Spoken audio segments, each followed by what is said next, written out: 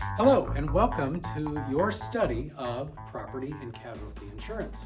This may be the first video you're watching, and it may not, but if it isn't, I encourage you to go back and look at some of the other things that you've seen, some of the other things that you've read, because this is designed to be foundational. It's designed to make connections in your brain cells to things that you maybe have some experience at least thinking about or knowing about, because you probably have owned an auto policy if you've driven a car. So we're going to start with the auto policy because, again, it's fairly straightforward to what we experience and what we know. We're going to do this a lot different from the way that most of the written material does it. So again, it's a way to experience insurance as a whole through the lens of something you probably already know. So let's start. Imagine, close your eyes, unless you're driving right now, close your eyes and imagine that it's a nice spring day and wonderful road in front of you. You're out in the countryside. I don't know, maybe a dinosaur is prancing along the road. I don't know, whatever. And all of a sudden, out of the blue, there's a car accident. Oh no. Okay, so what are we going to do about this? So the cars come and crash in, and well, the first thing we're going to do is we're going to draw the cars. They're going to be mangled, and they're going to be really badly drawn on the whiteboard. The reason they're badly drawn is not because I'm a bad artist, but because they're so badly mangled in the accident. That's right. And then people who are also so badly mangled that they look like stick figures, and they're standing beside the car. They look so bad. They look like stick figures. They must be really malnourished. And so the people are standing next to the car. Now, this is you guys standing next to your car. And of course, you've got the other guys. They're also pretty unhappy because you're the guy that crashed into them. So we'll talk about that in a second. And this guy, his little lying arm is standing over there, so it's probably really bad, but he's not really happy. So here's our situation. Here's our accident. Now, how does this divide up? Your accident, your policy is going to have 4 parts, essentially, to help you take care of this mess. And of course, it's a massive mess. So the first thing we're going to do is divide it left to right. Second thing we're going to do is we're going to divide it top to bottom. Look at that, 4 quadrants. Isn't that a great way to do things? Great way to organize information. So on your right side of the board is you and your stuff, you and yours. Okay, hugely foundational, big deal. Pay lots of attention to this. Next thing is them, those guys, these guys right here. The guys you hurt. It's your fault. You hurt them. Them and theirs. Okay, now, what's really interesting about this is essentially what we just did was we just defined property and casualty. Okay? Not really, because casualty obviously also applies to your casualties as well. But essentially, what we're doing is we're talking about you getting hurt and your stuff getting hurt versus those guys getting hurt, and that really divides the main dividing line of what we're talking about in the whole thing. So you and yours. So what this is going to involve is a lot of property discussion, right? A lot of numbers to study. Big bunches of things that you have to worry about. Them and theirs, fewer numbers. This is going to be the guys that sue you. This is liability. The name of this type of loss is a tort. T-O-R-T. Tort. That is a liability loss. Okay? And that's what attorneys like to use. It also might be on the test. I don't know. But anyway, it is here for you to pay off the lawsuit. They sued you. You got hurt. And you're paying for your stuff out of your policy, but you've got to pay for their stuff too. And so we have no idea what that's going to be. We have no crystal ball. We can't predict what it's going to be. Again, we're going to get into that. So each of these has a different factor to it. Now, the other thing that we have is on the top, we have everybody's body. Isn't that a wonderful word for what's going on? Well, they're all stick figures, so they're already mangled. Body. On the bottom side, we have not casualty. We have property. Okay. So,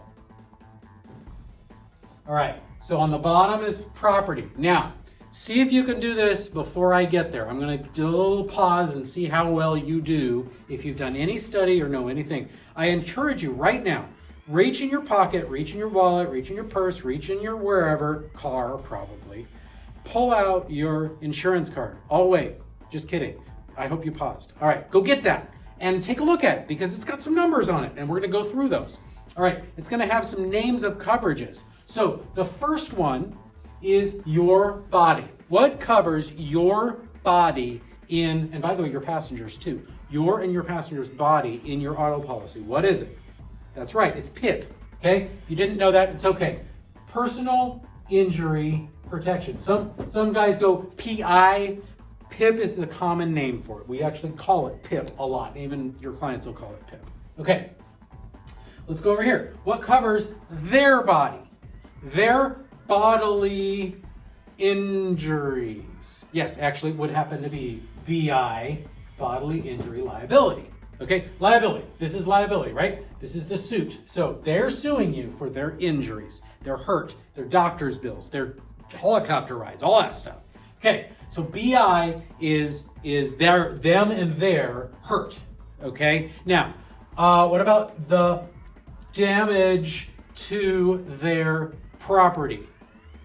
Yes, that's property damage. Okay, so PD, property damage. So it's actually aptly named on this side. BI, and in fact, by the way, if you're going to study commercial insurance or things like that, you're going to see BIPD liability. What's that mean? It means them and their hurt and their property damage. Okay? Imagine that they're coming onto your property and it's, I don't know, your business policy, and you've got a big old mangled barbed wire fence and they mangle themselves. What do you suppose is going to cover that? Well, BI liability, bodily injury liability. It's not just auto. This is why we're doing this, okay? Because they're hurt in an accident. They're hurt for any reason that is your negligence. That's another word, by the way. Negligence.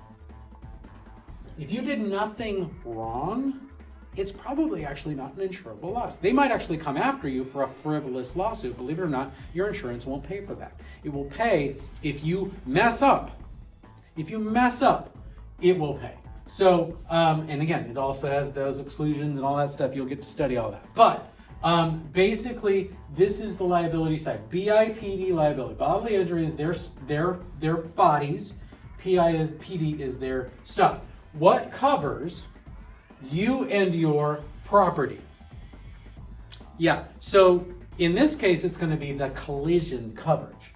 Now, there is a missing piece to this policy that you don't see on here. Why? Because it doesn't have to do with an accident. In fact, it's all but accident. So most often, and this is, I'm going to make this aside just because everywhere you read, they're paired up. Collision and comprehensive. Okay, so comprehensive is your little square down here. Why? Because it's not inside the accident. It didn't happen at this time, but it still is covering you and your property. So comprehensive here is basically what we actually call parking insurance in my office. Why? Because usually you're not in the driver's seat when this stuff happens. It's going to be animals. The one time you might be in the driver's seat is if an animal hits you somehow, what direction you're going, or it might be collision too. Another situation would be that you might be in the car accident or in the driver's seat is if you're having a rock chip from windshield. So rock chip, so glass. Glass only is oftentimes comp because it's essentially considered like a not at fault accident, and that's a big deal. Is not at fault here. But the big one, of course, is going to be theft, okay? So somebody breaks in, steals your stereo, or steals your whole, or messes up your car, keys your car, all of that. That's comprehensive. Something wasn't moving at the time. If a shopping cart runs into your vehicle, collision. If somebody just keys your vehicle, that's comprehensive. So that's where this comes in. Is it possible to have a not at fault collision claim? Yes, rare, but it happens. So here we are. Now, so comprehensive does happen. It is not in the scope of our accident here. And as we stay foundational here and we talk about some of how this influences the rest of the policies that you're going to study or have studied, this is a really big deal how each of these four work. So each of these has a first dollar,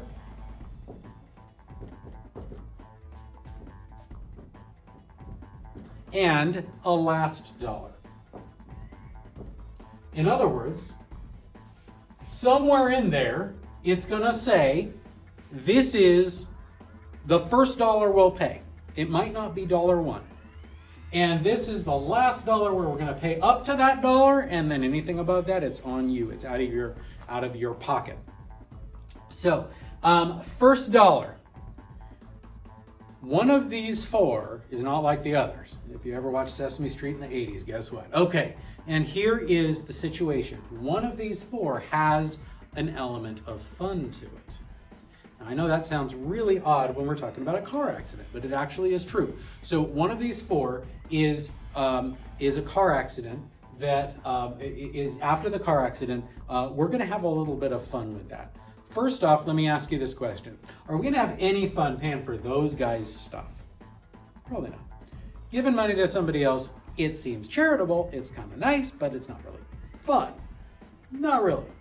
Watching some perfect stranger spend our money, not super fun, especially if it's on their medical bills. It's not fun. Okay, so that side's out. This side, is it fun going to the doctor? Is it fun waiting for medical appointments? Is it fun writing the check for medical bills? No. So what is left? Well, it actually is a little bit fun. Shopping for a new car, isn't it? Shopping for new stuff. If it's your homeowner's policy, shopping for a new home, or shopping for a new TV because your TV got blown up in a tornado. I don't know. Your business got blown up and you get to shop for all new computers for your business. I mean, yeah, it's a little bit fun. So the company's going to say, whoa there, hold on. Okay, all right, time out. Before you go shopping, you got to pay us a little something first. That's called the deductibles. The deductible is a number, okay, that happens that you pay out of your pocket before the company pays. Big deal. Big important point. Big important point, okay? When you have health insurance and you go see the doctor and you have a $1,000 deductible and the doctor costs you $250 and you go see them 4 times this year. Have you met your deductible? Yes, you have. So now the next time, the 5th time you go, you get to go to something else other than your deductible, right? Your deductible was met. In auto policies, how many times are you in an accident before your deductible is met? The answer is each one. So the deductible is per accident in auto policies, but in health insurance that you probably had, at some point in your life, or have, hopefully, it's a yearly. So it's January 1st to December 31st. It's a totally different time period and how they look at that. With these policies, we don't have it on the personal side, but on the business side, we do have an aggregate. That number aggregate meaning this is the amount that it will pay, but it's not an aggregate deductible, it's an aggregate limit. It's that last dollar. So before we get there though, the one that has fun has a deductible. The others don't. So we don't need to worry about a deductible for bodily injury. We don't need to worry about a deductible for liability. No deductible. There is an exception. And the exception happens if we flip the board around and it was their fault and we're hurt, but they had no insurance. What does that look like? Well, who pays for them and theirs? Who cares? Sorry, but they were uninsured, they were in an accident, they're on their own. You guys, however, you did your job, you had policy, and they weren't covered, and it's their fault. So what happens? Uninsured motorists, right? Or underinsured, meaning they didn't have enough coverage. So that then does jump over here and pay for you and yours out of your own policy. So guess what? When your policy is paying for you and your stuff, and you're going shopping, what does that mean? It means deductible, right? So yes, it's pretty standard. It's usually a $300 deductible. If it's to your stuff and it's collision coverage, that your collision deductible is under $300, then actually the collision takes over, which is kind of cool. So either way, that's how that works. Now, each of these also has a last dollar it pays. So it starts with a deductible, goes up to what? Well, we set that, except in collision. In collision, it's the actual cash value, which is different than replacement cost. So this is like You went on Kelley Blue Book, you took your car, and you saw what a dealer would give you for the car. So some people aren't really happy with what they get out of their car if it's like stolen or if it's totaled. They're not real happy sometimes because actual cash value is lower than they thought the car was worth, especially if they owe money. What do you do if you owe more than the car is worth? It's called gap insurance. I'll write that down just because gap insurance is a really big deal. It's not something we all sell. It's not something we all offer, but it is something that every insurance agent should know about and mention when somebody's buying a new car and financing it. Because that gap between what it's worth and what they owe is gonna still be owed if their policy is paying off their car. And so you have no car and you still owe $6,000 because that's what you lose when you drive off the lot. I mean, I don't know, but whatever. $6,000 on a car loan for a car you no longer own. Kind of sucky. So that's why we have gap insurance, because you take care of that. Usually it's built into the car loan. Sometimes it's privately sold. Things to know about, things to look into. We don't set that limit except when we say the name, make, model of the car when we name it in the policy. We name it in the policy, that sets the cash value. And then at claim time, they know this car, this VIN was insured, then we determine that. Bodily injury. What's our minimum last dollar in the state of Oregon? The minimum last dollar is $15,000. Okay, $15,000. That's for you and your passengers. All together, $15,000, not each. It's you and your passengers. What's the minimum last dollar for property damage? It is $20,000 in Oregon. And so $20,000 would be as much as it would pay. Now, you have $20,000 of coverage for an unknown car. It's a Tesla. It's worth $80,000. You totaled it. Your fault. Your policy pays $20,000. Who pays $60,000? Yes. You guessed it. It's out of your pocket. Last dollar, minimum last dollar for them and theirs. It's two numbers, okay? The first number is $25,000. The second number is $50,000. 25 per person, 50 per accident. Test question. I guarantee, whatever that's worth, I guarantee this will be on the test. Number 3 person. I don't know who lost the arm anymore. All right, so 3 people. This is how the medical bills happened. Person 1, 10. Person 2, 35. Person 3, 5. Add them all up, 50,000. Are we within our policy limits? Let's say that you have the state minimums in Oregon. Are we within our policy limits? Yes. However, does this pay for everybody's medical bills? No, because it satisfies the 50, it doesn't satisfy the 25. It pays the full 10 because 25 per person, we're good there.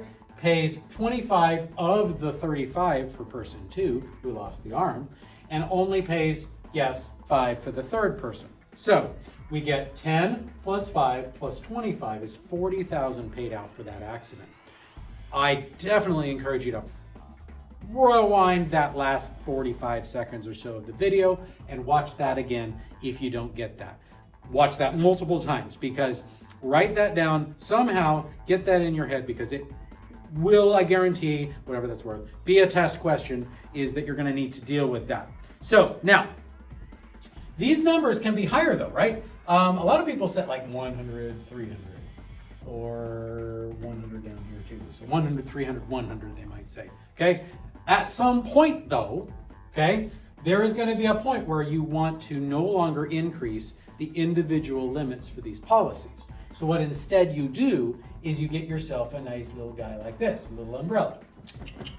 This is an umbrella liability policy, personal liability umbrella. It extends on top of these numbers.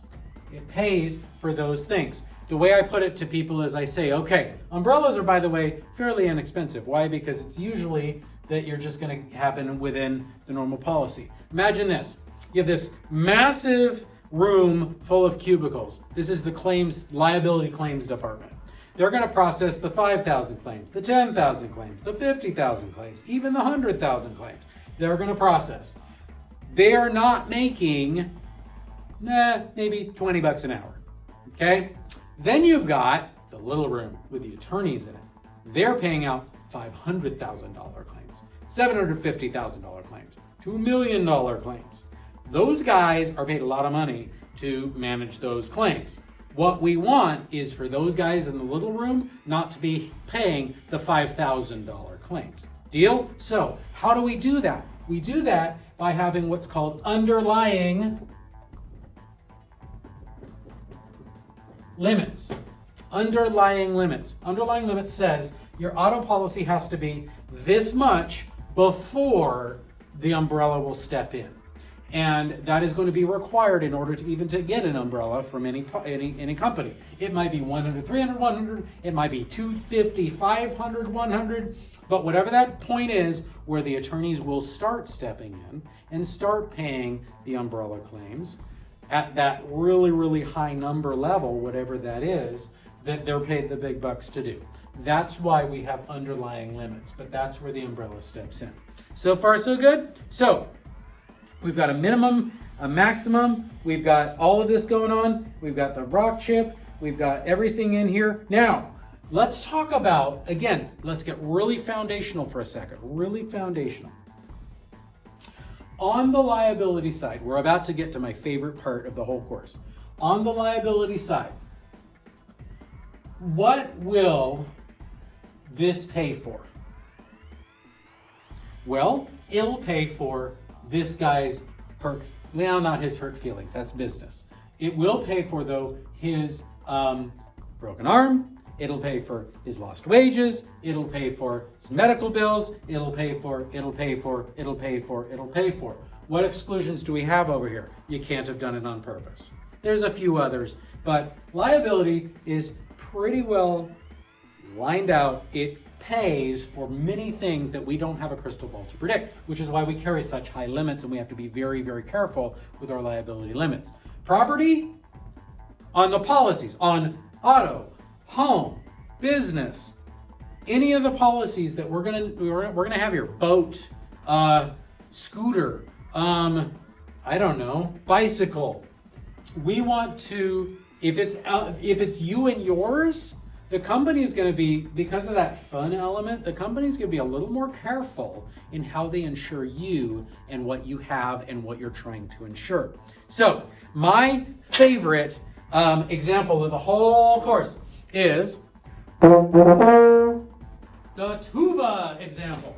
So, the tuba is in their car. We've got a $10,000 tuba. And the tuba is 10,000 bucks. Is destroyed.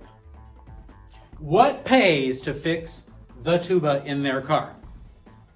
The answer is property damage, liability. Why? Because you were driving, you damaged their tuba, you're being sued for the tuba. There you go. That was not a $10,000 tuba, you just saw that. Okay, so, period, done, no question. What about on your side? So here is the tuba in your car, and it's a $10,000 tuba, right? And your car and the tuba are totaled. What pays to fix your tuba? The answer is not your auto policy. And many people don't understand this. The property side is very picky. It's got lots of different rules, lots of different parts to it. And this is all these numbers, like I said, you're going to have to study. But also, it's got very specific coverages for you and your stuff. So you can't just say, I just want a policy. You have to say, okay, I'm going to cover this with this, and this with this, and this with this. 4 ways we can cover the tuba. Number one, if it is unscheduled, personal. What does unscheduled mean? It means you didn't tell anybody you had a tuba. It's worth $10,000, but you didn't tell anybody. So we're going to try to cover it. I don't know that we're going to get $10,000 out of it, but at least we'll get you something. It's going to fall under your home policy, your homeowner's policy, or your renter's policy. Basically, your personal property on your homeowner's policy covers the tuba to whatever limit we can possibly get you for it. Number 2, scheduled personal. You did tell the company that you want to cover the tuba because, gosh, it's a smart idea to cover your $10,000 tuba specifically. So the best way to do that is you can schedule it on your homeowners, or very often you're going to get what's called a personal articles policy for firearms, for musical instruments, for what else? Firearms, musical instruments, collectibles, artwork, anything, even laptops, things that just kind of have their own intrinsic value. These types of things you'll have on a personal articles policy. All right, now let's say instead of being a personally owned thing, you own a music store. This is your business. You have a music store, and the tuba is a part. You own the tuba is owned by the music store, so it's a business property, unscheduled. You didn't tell anybody that your business owned a $10,000 tuba. Where does it come from? It comes from a wonderful, horrible named thing called BPP, business personal, right? Drop the personal, you'll know what it is. Business personal property, BPP, business personal property. It's a part of the CPP, which is the commercial package policy, which is, okay. But business personal property, okay, which is also a part of the BOP, the business owner policy, the mom and BOP, the mom and pop shop policy, the BOP. It's already built in, prepackaged. You'll learn about that in a little bit. But, so business personal property. Again, can't guarantee we're going to cover the whole thing. Probably do a little better because it's business. We typically assume that you've got something, especially if you said you had a music store. We're going to do a little better covering the instruments to a point. But a $10,000 tuba, okay, why is it in your car, the company would say? Should be in the store, was in your car, was damaged in your car by your own accident.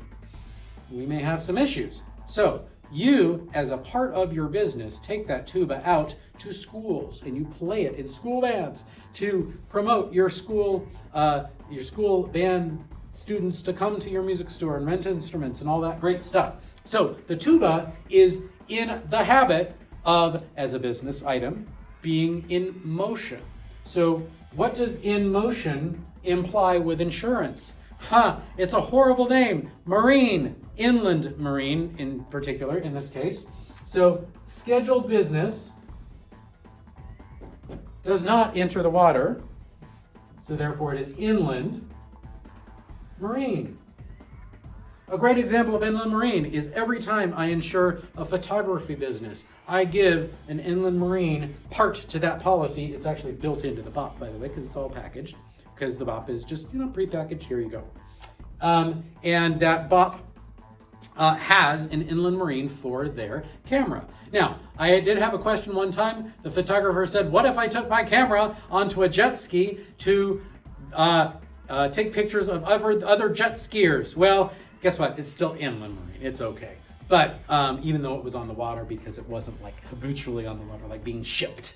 So inland marine is what's going to cover that camera, what's going to cover that tuba, and here we go. So it's a great example and also just kind of an introduction or maybe a refresher if you need it to some of what you see here.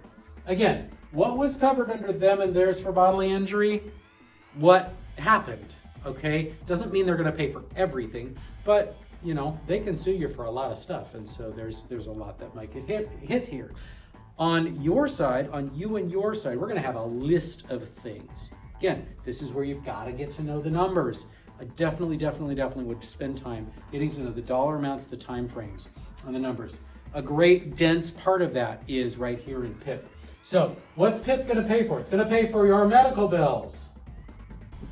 Up to your limit, right? So that's number one.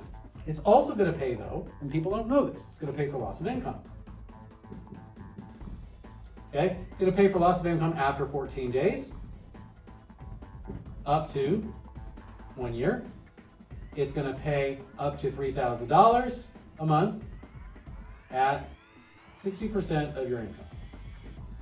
Okay? Now, what if they make $500,000 a year and they lose $500,000 a year? You got to pay it. It's part of your. That's why you probably should have an umbrella, because they could come after you for that.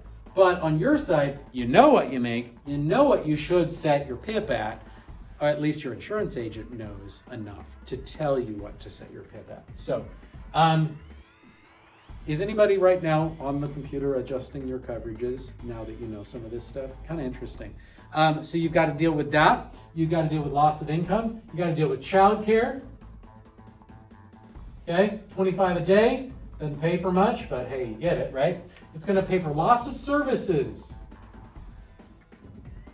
We use this, actually, we see this in a few different places. Loss of services would be things like laundry, house cleaning, things like that. So if you're the person in the family that does the laundry, the house cleaning, those types of things, or if that person was in your car with you, then you have to do this. So, once again, big picture review here. Lots and lots and lots of black over here. Why? Because it's lots and lots of you and yours. It's fun. It's the stuff that you get to shop for, the stuff that you, and you know what? I'll even tell you, going to work, not always fun. Not going to work, sometimes fun. Sometimes people a little bit like to milk this. So even the fun kind of extends over here. This is one of the only places, almost the only place that will pay for you and your injuries in the property casualty exam. Everywhere else is pretty well in life and health. So this is like pretty much everywhere else, the injuries are them and theirs. So just a couple things to remember there. But generally, that's some stuff to remember. Property and casualty. I've actually had people say they sketched the quadrants on their little scratch sheet in the exam, and it helped them remember, is this a me and mine question, or is this a them and theirs question? It will help you, and I guarantee as you think through this stuff, it's going to make a lot more sense as you start to connect it to the existing brain cells. Rock this exam.